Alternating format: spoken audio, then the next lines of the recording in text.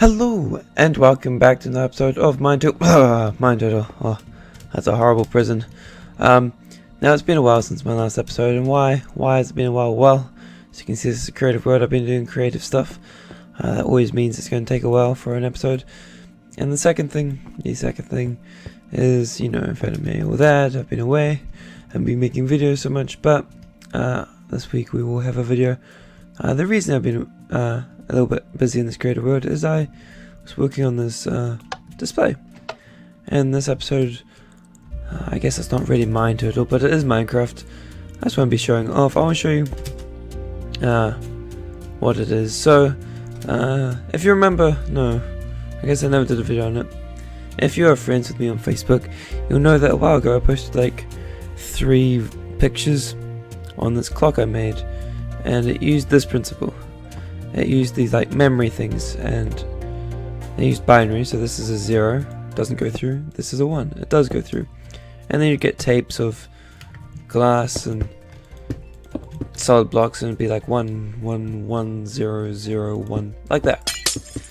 And then I had this thing, and it had these things, and it read each one, and it cycled through, kind of like this, but with blocks instead of cauldrons. And I made a working clock. But more recently, but quite a while ago, when they added comparators, as you can see here, it puts out a signal of 3, 2, 1, and 0. So instead of having on or off, you have 4 different things it can be. And I was like, you know what? I could compact a clock. And so that's what I did. Here's the essentially 4 different outcomes can dictate every option for 2 things. So it can either both be on, one be off, or opposite, or both be off. So each cauldron can power 2 different things. So in this case, one cauldron powers these 2, another cauldron powers these 2, and another cauldron powers these 2, and then this one's special. And so I worked on it, and I was like, well, I need some sort of binary encoder, I don't know. And this was my first prototype, and it would cycle through, and if you see here, when it's full, this one turns on, that one turns on, that one turns on, and finally that one turns on. And I was like, that's great, and it takes up a little space, but I want to be able to line them up next to this, so I decided I needed to make it 1 block wide, like this. They still can't be next to each other because the redstone interferes, but 1 block wide, so it does the same thing. That light on, that light on, that light on, and no lights on. And so then I just changed that. Instead of having 3 different outputs, I just combined it to 2 outputs, and I made this. I guess this is what it looks like sideways. It's this crazy contraption, and then it joins up, and then I put 3 of them next to each other, and then in between these 2 I fit one of my old style ones with the solid blocks and glass, and that just powers this top one, because it only needs to power 1 instead of 2, because there's 7 different parts to the number. And so yeah. And then here, it just makes it a monostable circuit. It goes through and powers all the pistons. And I've made it in a way that you could put another one just right next to it. And so you could have another number here, and then you set it all up to a timer, and have a working clock. And yeah, I thought it was pretty wonderful. I guess I should show how this works. This is a slightly different version of this, but it's essentially the same thing. So let's see. When it's full, let's see. Where should we start? Okay, so when it's full, first thing you notice, this turns on, which extends this piston. It's just here extending, and what that does is it pushes this block out so the signal can't carry through, and it can't turn on this light because this piston is extended. Also, there's no block here, so the signal can't carry on through there. And finally, it comes up here turns off this torch, pulling up this block, which is why this turns off, and also turns this torch on, which turns on that light. Next level, it no longer reaches up here because this is 1, 2, and 3, and because now it's only too long, no longer does this. So this block comes down and turns on this light, but this one's still extended because, yeah, the power's still here. But then next time, the power no longer reaches here, which means this piston pulls up, which means it comes through and turns on this light, and then finally off. There is no signal. This very similar sort of thing, except the off has to come through and power through, and it's just quite vertical, quite tall compared to this one, because normally you just have like a single wire coming around and just like, if nothing's on, then just turn on. But you can't do that. You have to bring it over top and underneath, and it's complicated. This could be a lot closer as well. I just extended it just to make sure everything would fit, but it's quite simple. This top torch comes through and powers up here. This bottom torch comes through and just powers up there, so the wiring is nice and clean. And yeah, it took me a couple of days to work on this, so you might be thinking, actually, why did it take you a couple of weeks to post the video? Shut up. Shut up. I've been busy. I know I promised weekly videos of Minecraft, just when I had an episode. But yeah, I'm not sure if I ever want to implement this in a survival world, but yeah.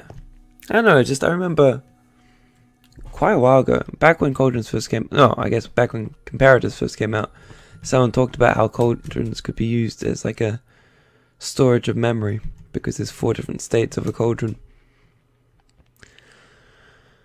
And I don't know, I just thought that sounded really interesting, because it's, well, I guess the reason why cauldrons is everything else that a comparator can be affected by can't be moved. Like, I guess dispensers would work, hoppers works, chests work, furnaces work, music boxes work. All those things put out a signal from a comparator pulls a signal for. But a cauldron is the only one that you can actually move, so it's the only portable memory, and that's why cauldrons are the best block in the game. Some say, maybe no one says. Maybe I'm the only one that says that. I'm not even sure if I agree with that. That's my creative world.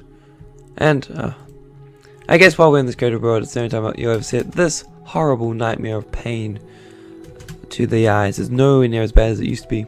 This used to be a lava field, as you can probably guess from all the obsidian, cobblestone and sponges. I covered it in water, in case you're wondering. And I was trying out painting with maps, because these are all maps. But what I'd done is I'd left a little grey border around each square. That was this wall, and it stung. My eyes felt like they were bleeding, and it was very painful. So as a result, I decided the only course of action was just to cover it with water and absorb all the water, and so then you get this horrible mess. And I guess it's sort of a torture chamber with no escape, except for that one. I was more testing it for a hidden door, and I've actually seen some people with third program things make like a cobblestone look-alike, so like a map that looks exactly like cobblestone, and so then you have a cobblestone wall and then you walk through. Yeah, but that isn't nearly as simple as this. It uses a bunch of different height levels and crazy things, so I probably will never do that, or probably ever implement this, because this is a huge area of space. But I thought it was interesting. I was thinking you could have one of each color and then just paint, like, oh, I want to paint red, I want to paint blue. I think that would be a really cool thing, but I don't think anyone would ever bother, because that's a lot of work. Also, it's very bright. Also, I mean, I guess if we're showing off everything in my creative world, this is the guardian killer. The water spawns it and it falls into lava, 3 blocks of it, and then it falls to its death. And that's it. Anyway, I guess I'll hop into the survival world and run around a bit, and we'll see what we can do. Ah, what a beautiful world it is. The first thing should be noted, I was trying to catch the creeper the other day, and how I've been catching creepers is I jump into one hole, and then the creeper I'm trying to catch jumps in another hole trying to get to my level. Which is great. Except when you're hopping in, say, this creeper can see you unless you're really pushed back against the wall. And it had been a while since I'd caught a creeper, and I had forgotten that wonderful piece of information. And I believe I hopped in this one. And the creeper here saw me, blew up, and oh, it was misery. I fixed it all, thankfully. And I also had some name tags because I went mining with KB Uko the other day. And I managed to catch some more creepers to replace them. And I have only 2 name tags left, Mob and Bob. But yeah, now there's very few creepers over here. But now this is pretty much filled with creepers. Yep, this is actually filled with creepers now. So if lightning strikes anywhere along here, we'll be good. Yeah, it wasn't a good day. I'm always petrified that this thing's going to blow up, and it finally did, and it was pretty much as awful as I thought it was going to be. I'll be honest. This is my giant pumpkin shrine. Pumpkins are like the only thing I don't really have a use for. I've turned all my torches into jack-o'-lanterns because it makes them slightly better. Other than a bit more difficult to place, but I don't really have a use for pumpkins because my excess, other than food, this thing produces way too much though. So my excess sugarcane I turn to paper. My excess eggs I just spawn chickens and then kill them for feathers. And because I make books, I like trading books with the villagers for name tags. But then pumpkins, like, I don't really have a use for pumpkins.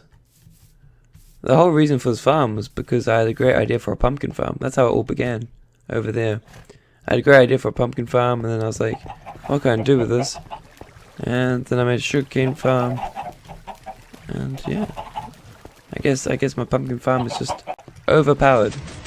And way too big. Way too big. Oh well. I don't really actually have anything for this episode, so I'll probably just end it off. It'll be a shortish episode, I'm sure. But yeah, I just don't want to leave it too long without an episode.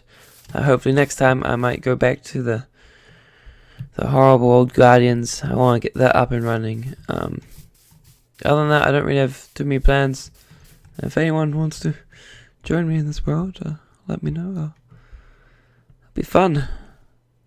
So alone.